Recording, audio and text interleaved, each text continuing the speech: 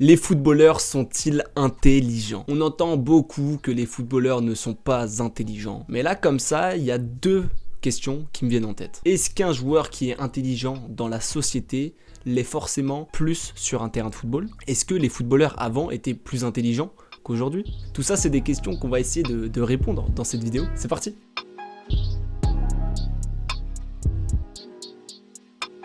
Alors la première chose à faire, c'est de définir qu'est-ce que l'intelligence. On va commencer par définir l'intelligence dans la vie. Alors, l'intelligence dans la vie, c'est l'aptitude d'un être humain à s'adapter à une situation, à choisir des moyens d'action en fonction des circonstances. Maintenant, l'intelligence dans le foot, c'est quoi? L'intelligence du jeu, elle fait référence à la capacité d'un joueur à reconnaître rapidement les situations de jeu, à les analyser et à prendre les bonnes décisions. Donc, on voit directement que l'intelligence du jeu, c'est une forme d'intelligence comme une autre. Bon, concrètement, c'est quoi un joueur qui est intelligent sur un terrain de football? C'est un joueur qui voit avant, c'est un joueur qui va se déplacer selon le mouvement de ses coéquipiers, c'est un joueur qui est confiant dans les situations où il y a de la pression. Bref, c'est un joueur qui met ses compétences intellectuelles au profit du jeu collectif de son équipe. Arrigo Sacchi disait même « La créativité individuelle est aisée, mais le plus difficile reste la créativité collective ».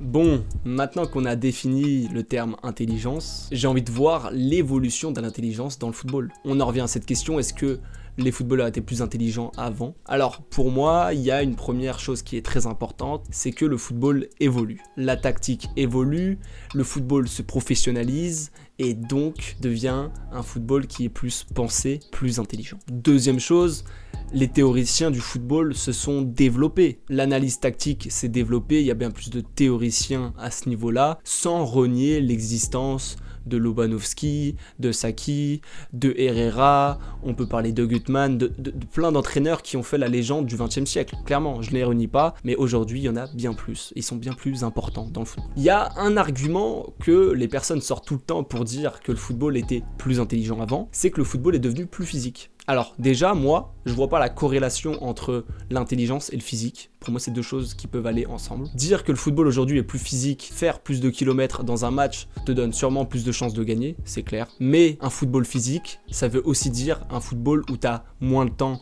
d'analyser les situations, où tu es directement pressé, tu dois jouer sous pression, et donc l'intelligence intervient bien plus parce que l'intelligence, c'est surtout savoir faire le bon geste au bon moment et dans un timing réduit. Et c'est là où je comprends pas cette corrélation entre football physique et football pas intelligent. C'est clairement pas vrai. Surtout qu'auparavant, on parle de football qui n'est moins physique alors que les défenseurs avaient bien plus de droits et bien moins de limites au niveau de leur tacle, les cartons jaunes sortaient bien moins souvent, les rouges encore moins, la VAR, j'en parle pas, elle n'existait pas. Donc clairement, le football d'avant était un football qui était physique, pas forcément sur le volume de course, mais plus sur l'impact physique. Alors on peut également se poser la question si les footballeurs sont devenus moins malins, mais quand je vois l'évolution de certains postes, comme par exemple celui de défenseur central, dans les années 80, même avant, surtout avant d'ailleurs, les défenseurs avaient comme seul but de défendre et lorsqu'ils avaient le ballon, dégageaient, ils ne se posaient pas de questions. Aujourd'hui, un défenseur central réfléchit bien plus à comment utiliser le ballon, comment ressortir la balle et c'est donc un joueur qui est plus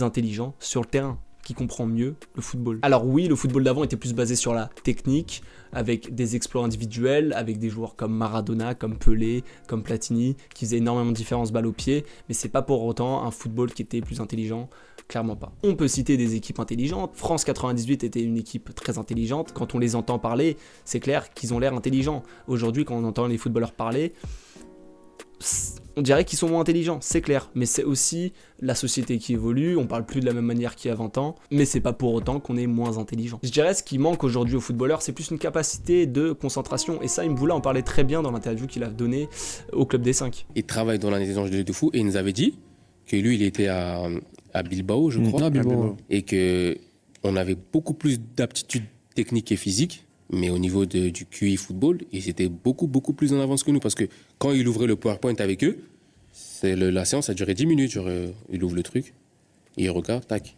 ils font, et ils ne se trompaient jamais. Les exercices de passe aussi où on devait regarder, il disait au bout de 10 séances, ils avaient déjà tout compris. Il a dit, vous avez des vraies aptitudes techniques et physiques, mais en termes de concentration et de... Pas forcément culture, mais en termes de concentration. Il a dit, il faut travailler la concentration. Ils ont un vrai problème de concentration.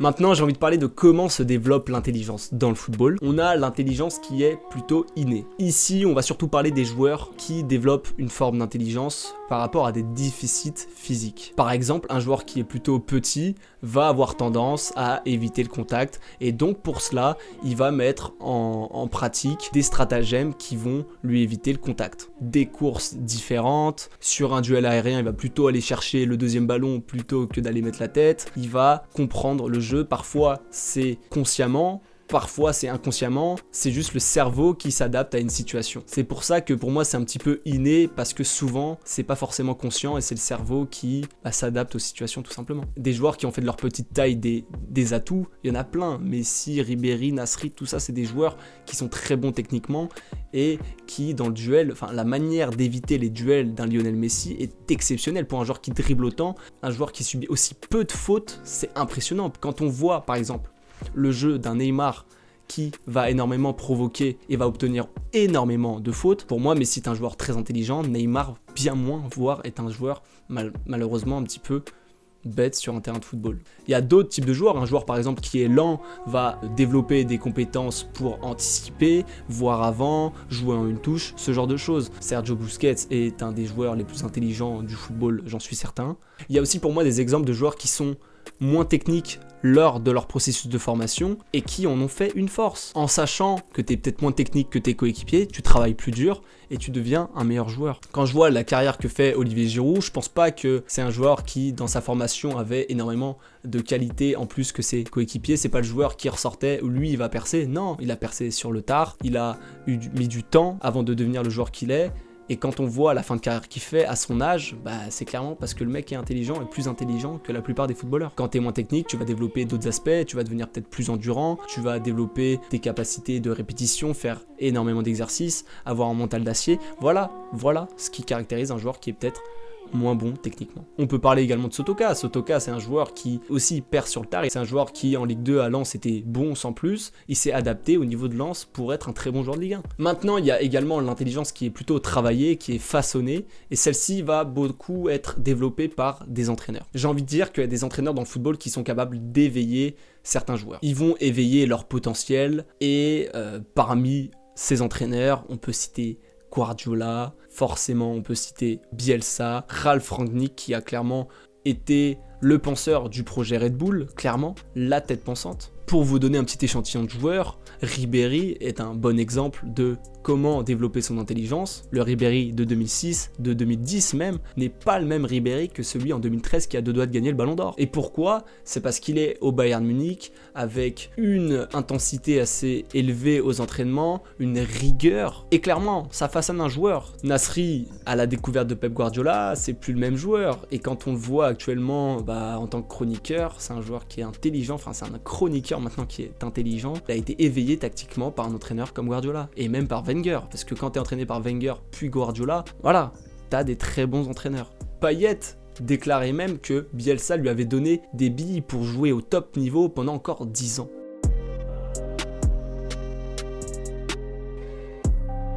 Bon, maintenant, je vois quelques limites à cette intelligence. Déjà, la première limite que je vois, c'est que on a tendance à limiter l'intelligence de jeu au principe guardiolien. Aujourd'hui, quand tu discutes avec des gens qui s'intéressent au jeu, à la tactique, j'ai l'impression que la seule tactique qui existe, c'est Guardiola. C'est les 5 couloirs de jeu. Alors, j'adore Guardiola, j'adore ses principes, j'adore l'écouter parler, mais il y a de la nuance à apporter quand même. Des équipes qui sont plus défensives, comme l'Atlético, c'est une équipe qui est tout autant intelligente. Quand on voit le joueur qui est devenu Griezmann, c'est une folie. Ce joueur-là, je ne pense pas qu'il est plus intelligent que la moyenne dans la société, mais le joueur qu'il est devenu, l'intelligence de jeu qu'il a développée sous Simeone, elle est dingue. C'est devenu Griezmann l'un des joueurs les plus intelligents au monde et avec le jeu le plus collectif au monde, et c'est exceptionnel. Il y a aussi un point que je voulais aborder, c'est que trop d'intelligence parfois tue l'intelligence, ça tue l'instinct des joueurs. Guardiola en parlait même récemment. Quand Doku signe à Manchester City, Guardiola est le premier à dire qu'il lui fallait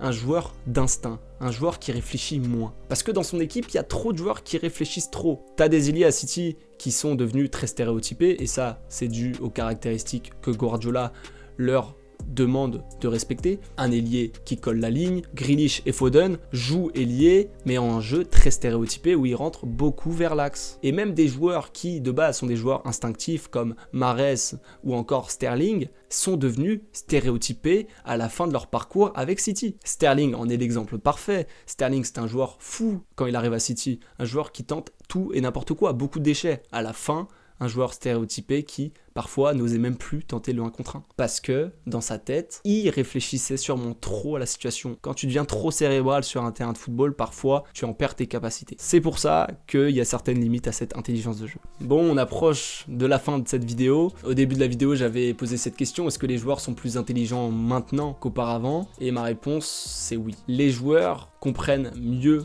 le jeu qu'auparavant.